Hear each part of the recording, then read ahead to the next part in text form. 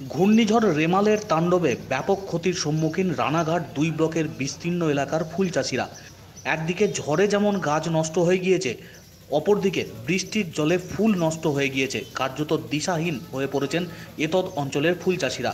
জানা গেছে রানাঘাট ২ নম্বর ব্লকের নোকারি, পূর্ণনগর, ধানতলা সহ একাধিক জায়গায় ফুল চাষ করেন বিস্তৃত এলাকার মানুষজন এবং এই ফুল চাষই এখানকার মানুষের মূল পেশা। এই সমস্ত জায়গা থেকে রাজ্য তথা রাজ্যের বাইরেও গোলাপ, রজনীগন্ধা, গাঁদা সহ বিভিন্ন প্রজাতির ফুল রপ্তানি করা হয়।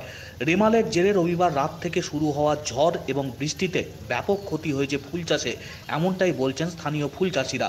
ঝড়ের কারণে গোলাপ এবং রজনীগন্ধার গাছ মারাত্মকভাবে ক্ষতিগ্রস্ত হয়েছে। বৃষ্টিতে নষ্ট হয়ে গেছে সমস্ত ফুল।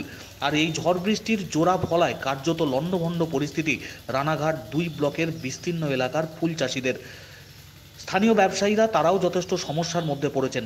ফুল চাষিরা যারা ঋণ মাথায় করে চাষ করেছেন তারাও যথেষ্ট বেসামাল পরিস্থিতির মধ্যে পড়েছেন। ক্ষতিপূরণ কিভাবে তার জন্যই হাপিত্যেশ করে বসে রয়েছেন সকলে।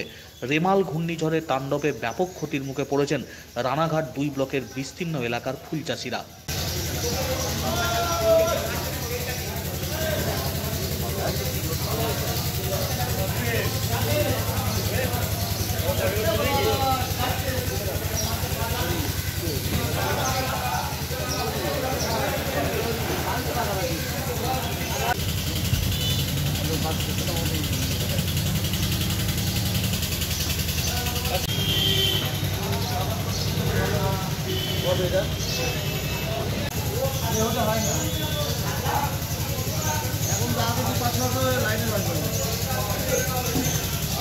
ফুলি বিশেষ করে ক্ষতি হয়েছে ফুল, পাটের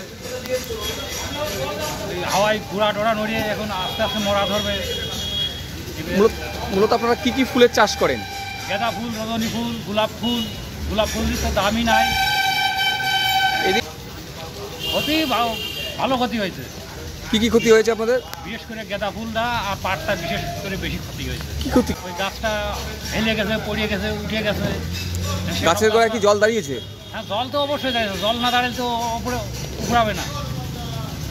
বিক্রি হয়? ফুল অনেক দূরে যায়, দিল্লি যায়, কাঠমান্ডু যায়, গুয়াহাটি যায়, নেপাল যায়। অনেক লোকজন বাজারে আসেনি, মাল অনেক নষ্ট হয়েছে। কালকে লোক ছিল না, তার জন্য এত মাল পচে গেছে। ঠিক আছে, অনেক ক্ষতিকর হয়েছে আমাদের কাছে গোলাপ আর ঠিক আছে গাঁদা, এই চাপড়া, হ্যাঁ চাপড়া, ধানতলা। আচ্ছা, এই যে গোলাপ দেখো যে বিক্রি হয়নি, পচে গেছে, জলে নষ্ট হয়ে গেছে। ঠিক আছে, অনেক ক্ষতি হয়েছে।